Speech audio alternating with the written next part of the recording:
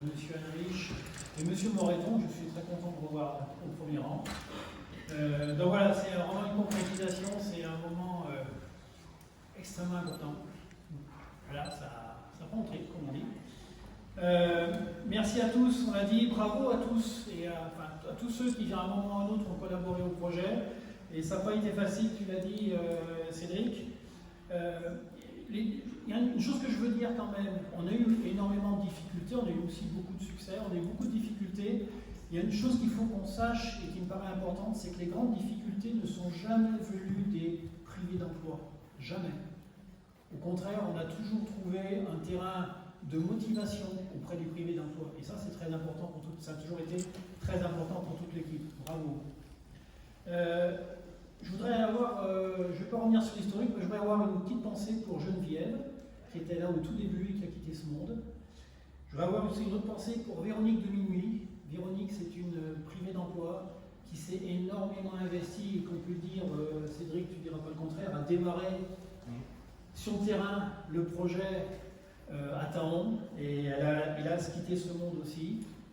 Et je pense qu'il faut avoir une pensée pour elle aujourd'hui parce qu'elle a fait, ce qu'elle a fait était vraiment très fort.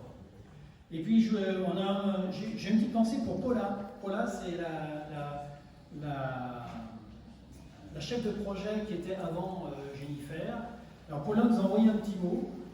Je vous le dis, c'est félicitations à vous, à tous les privés d'emploi bien sûr.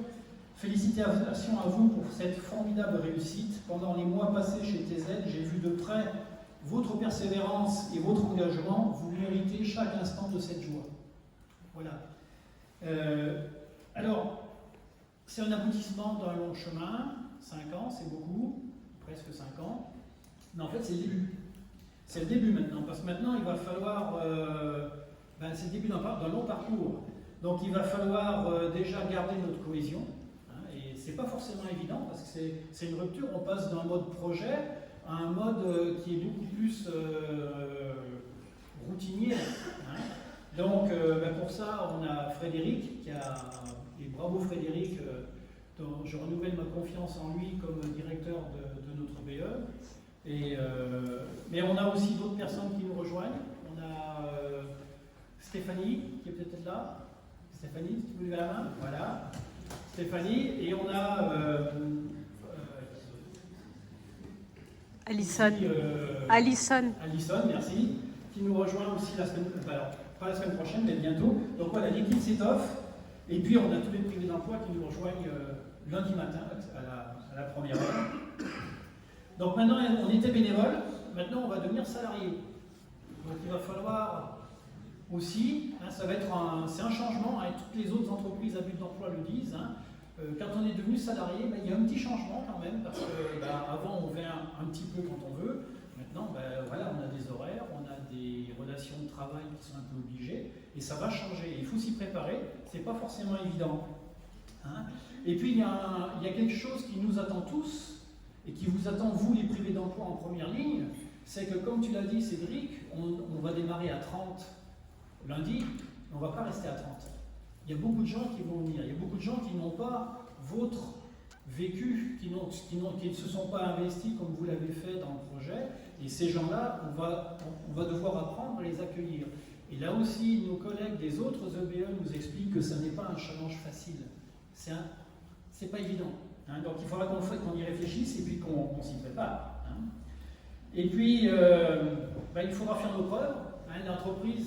L'entreprise, une EBE, c'est l'entreprise des salariés. Et en particulier, dans nos statuts, il y a un tas de choses qui sont prévues pour vous représenter, vous les privés d'emploi, pour que vous ayez votre voix dans la façon dont on va gérer l'entreprise, dont on va faire évoluer l'entreprise.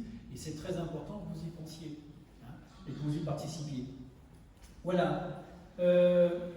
Encore une fois, la cohésion, gardons la cohésion, sachant adapter nos modes de fonctionnement. Il va falloir changer un certain nombre de choses. Et puis, pensons aussi qu'on doit faire nos preuves, et c'est normal. Les collectivités ont aussi investi pas mal dans notre aventure, et sans eux, ça ne serait pas fait, c'est clair. Maintenant, toutes les sur nous. On a un fantastique projet, le projet Territoire Zéro Chômeur. La façon dont le projet Territoire Zéro Chômeur a été mis en œuvre au niveau national est extraordinaire. C'est une chance absolument inouïe qu'on a par rapport à un tas d'autres choses. Donc on aura les moyens, et puis on a eu la confirmation, on a les moyens, on a les gens pour faire. Je ne vois pas pourquoi on n'y arriverait pas.